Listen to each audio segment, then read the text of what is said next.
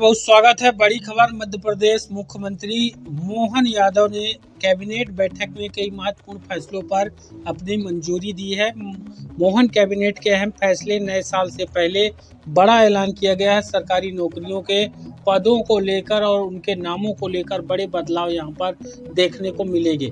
पहले हम आपको दिखा देते हैं जो इम्पोर्टेंट हेडलाइन है इस कैबिनेट में जो फैसले आए हैं, जिसमें भोपाल इंदौर मेट्रो संचालन के लिए 90.67 करोड़ का बजट प्रस्ताव है। वन विभाग केंद्र स्थापना प्रस्ताव मंजूर किया गया है। पहले चरण में 6 वन विज्ञान केंद्र जो है यहाँ पर स्थापित होंगे। मुख्यमंत्री सड़क योजना में 3810 मंजूर यहाँ पर है। वहीं 2026-27 के लिए 905 करोड़ का प्रावधान यहाँ पर रखा गया है। और सबसे इम्पोर्टेंट जो है अस्थायी और स्थायी पद में अंतर समाप्त कर दिया गया। पूरा किस प्रकार से नियम, क्राइटेरिया, प्रोसीजर इसका रहेगा आगामी समय में, ये हम आपको लेकर यहाँ पर डिटेल दिखाएंगे।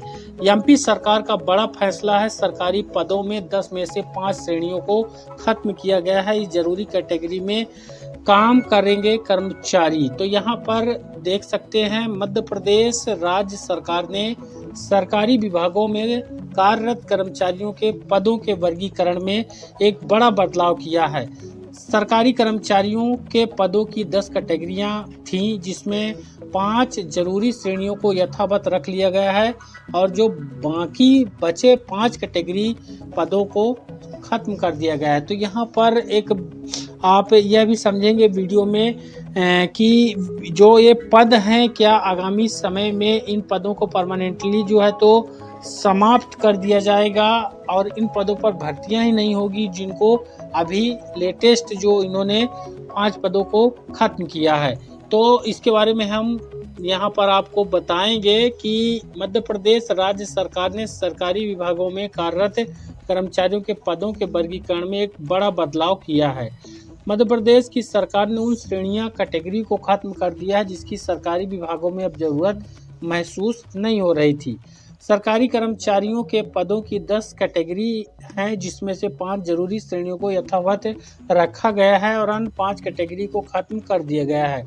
इस कदम से राज्य में कार्यरत लाखों कर्मचारियों को सेवा से जुड़े लाभ और रिटायरमेंट के बाद होने वाली प्रशासनिक परेशानियों से राहत मिलने की उम्मीद है।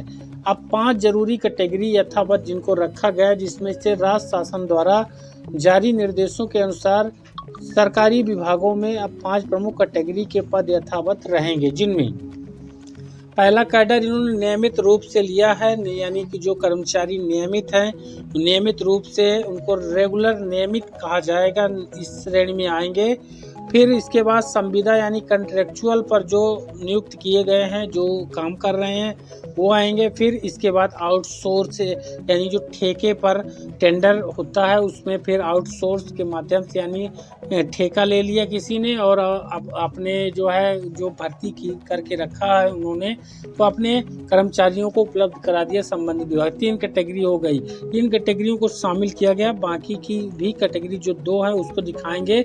वहीं दैनिक वेतन भोगी जो डेली वेज कर्मचारी थे, अंशकालिक पार्ट टाइम थे और कार्यभारी थे और स्थायी कर्मी समेत अन्य कुल 7 कैटेगरी को इन्होंने खत्म किया है। यानी 10 में से 7 यहाँ पर खत्म किया गया है इस वाले कैडर में और 3 यहाँ पर रखी गई है। यानी 3 तरह की श्रेणी यहाँ पर, जैसे कि रेगुलर, संविदा और आउटसोर्स, ये 3 कैटेगरी बचाया हुआ है इन्होंने और 7 को खत्म किया है। कर्मचारियों में असमंजस की स्थिति बन गई है, जिसमें सबसे बड़ा सवाल तो यह है कि जिन श्रेणियों को खत्म किया गया है उन पर पहले से कार्यरत जो कर्मचारी हैं उन कर्मचारियों को समायोजित किया जाएगा या फिर नहीं। यानी पोस्ट तो इन्होंने खत्म कर दिया, लेकिन जो काम कर रहे हैं उन व्यक्तियों का क्या होगा, उन कर्मचारियों का क्या होगा? क्या पोस्ट खत्म होते ही उनकी सेवा भी समाप्त कर दी जाएगी? तो इस पर राज्य शासन की ओर से अभी कोई स्पष्ट बयान सामने नहीं आया है। अब इस अनिश्चितता के चलते निचले स्तर के कर्मचारियों में असमंजस की स्थिति बन गई है।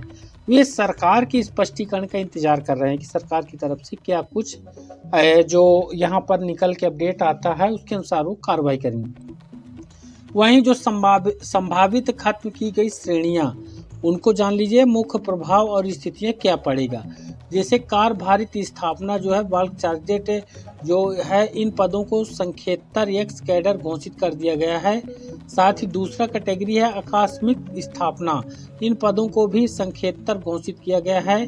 फिर तीसरा है अस्थायी पद, जो टेम्पोररी पोस्ट होती है, इसमें स्थायी और अस्थायी पद का अंतर यूं समाप्त कर दिया, यानी स्थायी पद होंगे ही नहीं। फिर है चौथा दैनिक वेतनभोगी और मास्टर रोल संभावित है। तो ये पद अन्य श्रेणियों में समाहित किए जा सकते हैं या नवीन नियुक्ति बंद हो जाएगी, पुराने लोग लगे रहेंगे या फिर जो नया नियुक्ति है वो नहीं होगा इन पदों पर। अन्य विशिष्ट अप्रचलित श्रेणी जैसे संभावित, जिसमें प्रशासनिक जटिलता वाले पदों को भी लिया गया है। अब इसमें दो तरह के असर होंगे, एक तो सकारात्मक असर पड़ेगा, एक नकारात्मक पड़ेगा। इसको हम विश्लेषणात्मक रूप से आपको दिखाते हैं, जैसे कि जो सकारात्मक और नकारात्मक है वो कैसे पड़ेगा। तो आप यहाँ पर देख पाएंगे जैसे कि ये सकारात्मक है पॉजिटिव और ये निगेटिव। अब 10 साल से 5 श्रेणियां होने से सेवा भर्ती नियमों और वेतन संबंधी भत्तों में ये प्रशासनिक कार्य सरल हो जाएंगे।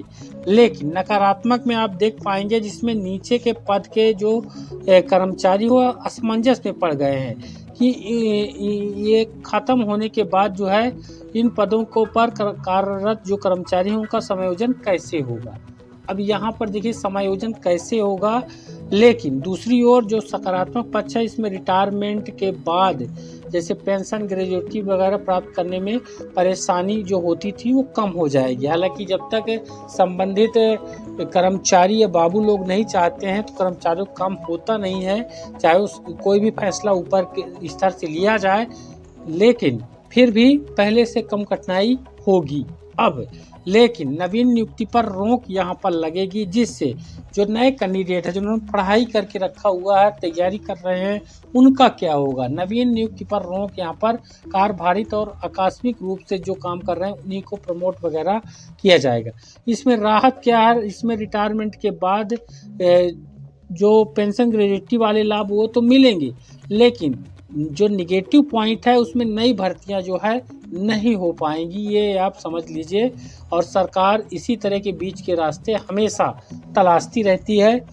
तो अपनी राय बताइएगा। यहाँ पर सीधा असर रोजगार के अवसर पर पड़ने वाला है, रोजगार के अवसर जो है खत्म हो जाएंगे। ये टोटल निष्कर्ष यही है। इन पदों का जब कैडर ही समाप्त कर दिया गया, पदों को खत्म कर दिया गया, तो उन पदों पर भर्ती भी नहीं की जाएगी।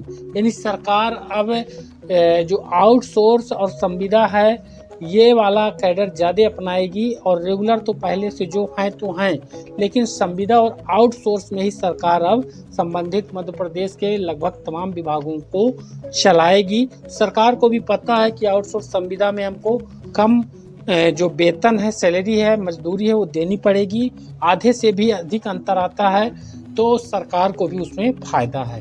वीडियो को लाइक करिएगा, अपनी राय कमेंट में बताइए, और हमारे चैनल पर नए हैं तो सब्सक्राइब जरूर करिए। धन्यवाद।